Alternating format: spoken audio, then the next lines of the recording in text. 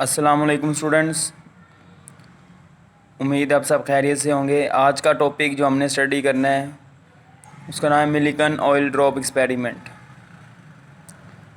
जो बेसिकली हम यूज़ करते हैं for determination of charge on an electron.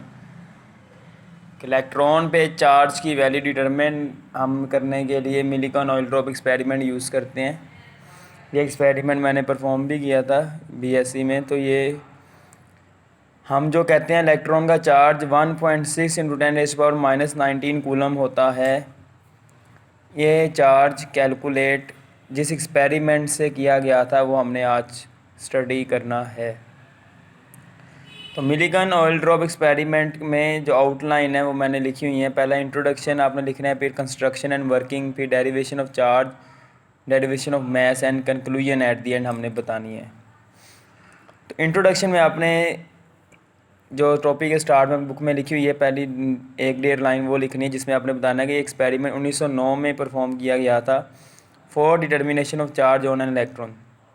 That's it, ये इसका इंट्रोडक्शन है। ये एमसीक्यू में पूछ सकते हैं कि मिलिकन एक्सपेरिमेंट परफॉर्म कब किया गया था। तो इम्पोर्टेंट जो टॉपिक्स हैं उनमें ईयर्स भी आप याद रखें। 1909 में परफॉर्म किया गया था। किस मकसद के लिए परफॉर्म किया गया था? इलेक्ट्रॉन का चार्ज मेजर करने के लिए। फिर कंस्ट्रक्शन एंड वर्किंग में अपनी डायग्राम बनानी है अच्छे तरीके से। डायग्राम में हमारे पास मिलिकन एक्सपेरिमेंट में क्या था, एक कंटेनर यूज़ किया गया था। ये कंटेनर है हमारे पास, ठीक है, ये क्लोज कंटेनर है, ठीक है। इसमें एयर तो है वैसे, मतलब कि ये वैक्यूम नहीं है, यानी at low pressure air exist कर रही है। अब यहाँ पे सी स्टैंड फॉर कंटेनर। अब इस कंटेनर में अपर एंड पे ये ऑटोमाइज़र है जिसमें बेसिकली ऑयल फील्ड है। इसको हम यूँ स्क्वीज़ करते हैं तो ऑयल ड्रॉपलेट्स बाहर आते हैं। यानी ये ऑटोमाइज़र यानी एटॉमिक साइज़ के टीनी ड्रॉपलेट्स को ये प्रोड्यूस करने के लिए हम यूज़ करते हैं। और इसके अलावा यहाँ पे क्या है, दो प्लेट्स हैं। अपर प्लेट को हम पी कह रहे हैं, लोअर प्लेट को हम पी प्राइम कह रहे हैं। अपर प्लेट पे होल एग्जिस्ट कर रहे हैं और इन दोनों प्लेट्स के दरमियान जो पोटेंशियल डिफरेंस हम प्रोवाइड करते हैं थ्रू विंडो W1, ठीक है, बैटरी की मदद से, ठीक है। और दूसरी जो विंडो है वहाँ पे हमने माइक्रोस्कोप लगाई होती है। कन्वेक्स लेंस से मुराद हम माइक्रोस्कोप कह सकते हैं, जो विंडो 2 है। अब ऑटोमाइज़र जो होता है उसमें जो ड्रॉपलेट्स होते हैं जब ऑटोमाइज़र से बाहर आते हैं तो दे गेट्स चार्ज्ड। ड्रॉपलेट जब बाहर आते हैं ऑटोमाइज़र से तो वो चार्ज हो जाते हैं। क्यों हो जाते हैं? Because of friction between them cells and with the walls of the atomiser. के ड्रॉपलेट एक दूसरे के साथ रगड़ खाने की वजह से और दीवारों के साथ ऑटोमाइज़र की रगड़ खाने की वजह से वे चार्ज हो जाते हैं। अब ड्रॉपलेट्स जो होते हैं जब तक वो इस प्लेट से ऊपर ऊपर होंगे उन पर सिर्फ ग्रेविटी की फोर्स अमल कर रही होगी, ठीक है, यहाँ थोड़ी बहुत ड्रैग फोर्स होगी। लेकिन जैसे ही वो एंटर होंगे होल से, few of the droplet will manage to enter in within the hole, तो क्या होगा, हमारे पास उन पे दो फोर्स अमल करना शुरू हो जाएंगी। एक ग्रेविटी की, दूसरी इलेक्ट्रिक फील्ड की फोर्स भी अमल करेगी, ठीक है। यहाँ पे for example upper plate positive charge है, लोअर पे नेगेटिव चार्ज है। तो इलेक्ट्रिक फील्ड की जो फोर्स, जब यहाँ पे ड्रॉपलेट जो होते हैं ना उन पे जो चार्ज होता है वो नेगेटिव होता है। Non metallic mostly negative charge होते हैं तो उन पर फोर्स अपवर्ड अमल करेगी, जबकि वेट की फोर्स क्या है? डाउनवर्ड। अब वेट की फोर्स यहाँ पे ऑलमोस्ट कांस्टेंट है, W=mg। जी की वैल्यू ऑलमोस्ट कांस्टेंट ही है ना इन दिस कंटेनर। लेकिन इलेक्ट्रिक फील्ड की फोर्स यहाँ पे हम चेंज कर सकते हैं बाय चेंजिंग पोटेंशियल डिफरेंस। अब यहाँ पे जो electric field between the plates exist कर रहा है वो जो इलेक्ट्रिक फील्ड है वो हमारे पास किसके बराबर होगा? V/d। V यहाँ पे क्या? Potential difference. D यहाँ पे क्या? Separation between the plates. ये फार्मूला कहाँ से आया? पोटेंशियल ग्रेडियंट का फार्मूला पता था, डेल्टा V/डेल्टा R। तो उस फार्मूले से हम डेल्टा V को सिंपल V कर दी, कांस्टेंट पोटेंशियल डिफरेंस है, और D को हमने डेल्टा R की जगह लिख दी है, ठीक है। माइनस साइन हमने इग्नोर कर दी because we are concern with magnitude only, ठीक है। तो ये यहाँ पे हम जो पोटेंशियल डिफरेंस की वैल्यू अगर चेंज करते हैं बिटवीन दी प्लेट्स, तो electric field between the plates भी क्या होगा? चेंज। तो इलेक्ट्रिक फील्ड के चेंज होने की वजह से फोर्स ऑन दी ड्रॉपलेट भी क्या होगी? चेंज होगी। तो हम जो इलेक्ट्रिक फील्ड की वैल्यू चेंज करते जाते हैं तो क्या होगा, हमारे पास एक पॉइंट आएगा जहाँ पे इलेक्ट्रिक फील्ड की फोर्स वेट की फोर्स के क्या हो जाएगी? बराबर, और ड्रॉपलेट जो होगा वो स्टेशनरी हो जाएगा। तो ड्रॉपलेट जब हमारे पास स्टेशनरी होगा, जब हमारे पास वेट की फोर्स और इलेक्ट्रिक फील्ड की फोर्स क्या हो जाएंगी बराबर, कि हम उस पोटेंशियल डिफरेंस की वैल्यू ऐसी एडजस्ट करेंगे जिस पे इलेक्ट्रिक फील्ड ऐसा होगा कि इलेक्ट्रिक फील्ड की फोर्स वेट की फोर्स के इक्वल हो जाएगी। और एड इक्वल भी हम जब दोनों फोर्स को इक्वल करेंगे तो Q E equal M G, Q E इधर आकर के हो जाएगा डिवाइड। ठीक है, मैं यहाँ पे एरो नहीं लगा रहा, मैग्नीट्यूड फॉर्म हम लेके चल रहे हैं। ई की जगह वी ओवर डी पुट कर दिया, डी ऊपर जाके मल्टीप्लाई हो गया M G D over V, ये हमारे पास चार्ज का फॉर्मूला ड्राइव हो गया। ठीक है, जो लेंथी पैराग्राफ आपको बुक में नज़र आ रहा है वो आपने कंस्ट्रक्शन में लिखना है, उसके फ़ौरन बाद जो पैराग्राफ है वो डेरिवेशन ऑफ चार्ज में आएगा, और ये यहाँ तक आपने डेरिवेशन लिखनी है जो बुक में आपको जहाँ तक ये फार्मूला नज़र आ रहा है।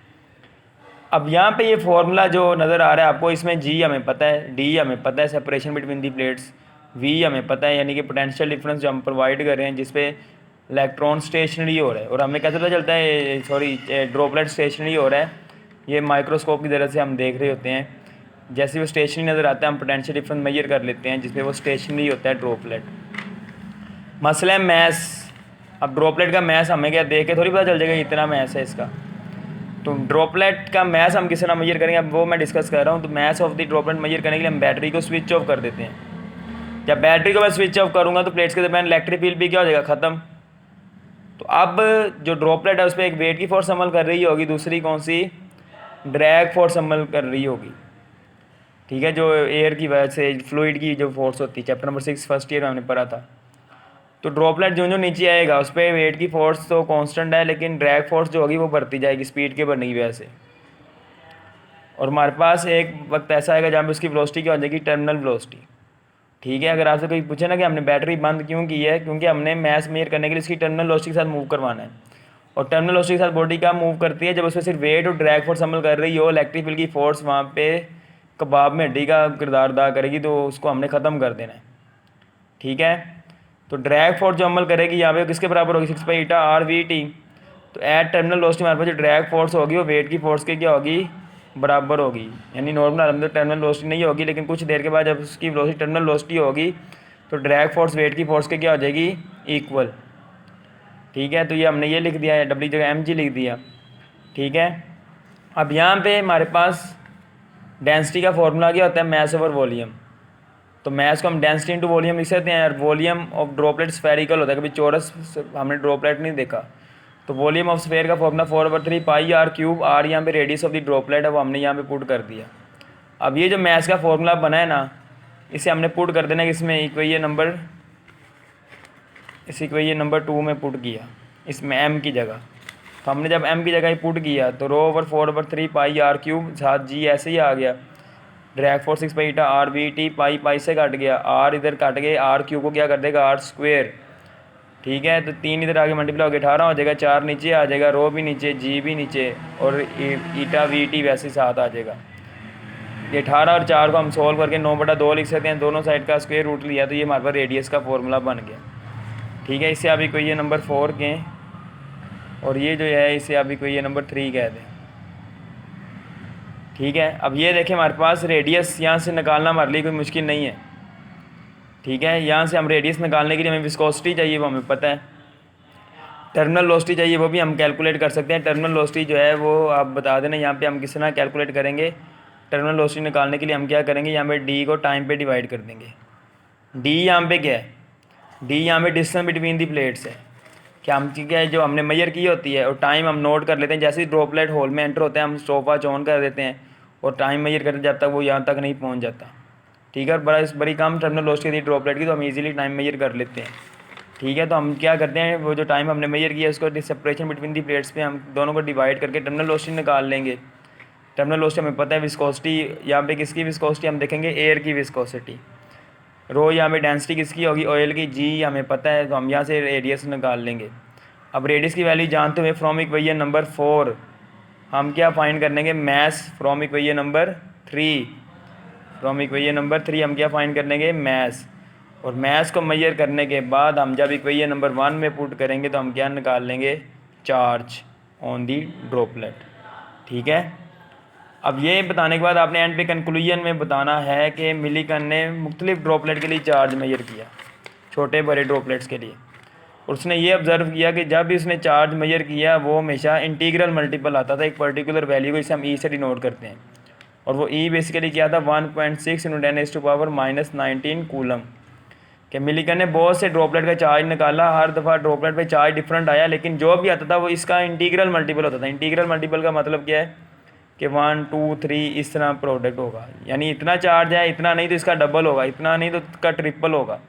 ऐसा नहीं है किसी ड्रॉपलेट पे चार्ज जो है वो इसका इंटीग्रल मल्टीपल ना हो।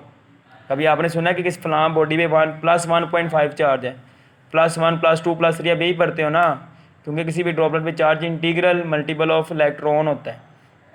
ठीक है, कोई बॉडी 1.5 इलेक्ट्रॉन लूज़ नहीं कर सकती, 1 इलेक्ट्रॉन ही लूज़ करती है। तो मिलिकॉन ने ऑब्जर्व ये किया कि कंक्लूजन में बताया कि हर ड्रॉपलेट पे जो चार्ज आता था हमेशा इसका क्या आता था इंटीग्रल मल्टीपल, और कम से कम चार्ज जो ड्रॉपलेट पे प्रोड्यूस हुआ तो इतना था, इससे कम प्रोड्यूस नहीं हो सकता। और ये जो कम से कम value of charge on the droplet या किसी बॉडी पे जो होती है वही चार्ज ऑफ इलेक्ट्रॉन है, क्योंकि कम से कम चार्ज कब आएगा जब एक सिंगल इलेक्ट्रॉन लूज़ या गेन होता है।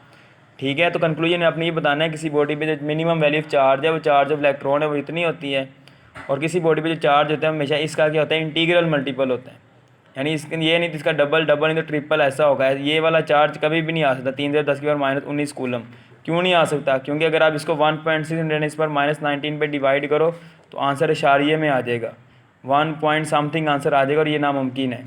लेकिन 3.2 × 10⁻⁻19 कूलम ये चार्ज आ सकता है। क्यों? क्योंकि आप इसे 1.6 × 10⁻⁻19 पे डिवाइड करो तो आंसर क्या आएगा 2, यानी ये चार्ज पॉसिबल है। ठीक है, तो इस तरह आपको आइडिया होना चाहिए। कंक्लूजन में जो लास्ट पैराग्राफ है वो आपने डिस्कस करना है। ठीक, इस टॉपिक को अच्छे तरीके से आपने पढ़ना है, बहुत आसान टॉपिक है, कोई प्रॉब्लम हो तो पूछना है। आज के लिए इतना ही है, अपना ख्याल रखिएगा और अपने से ज़्यादा दूसरों का। अल्लाह हाफिज़।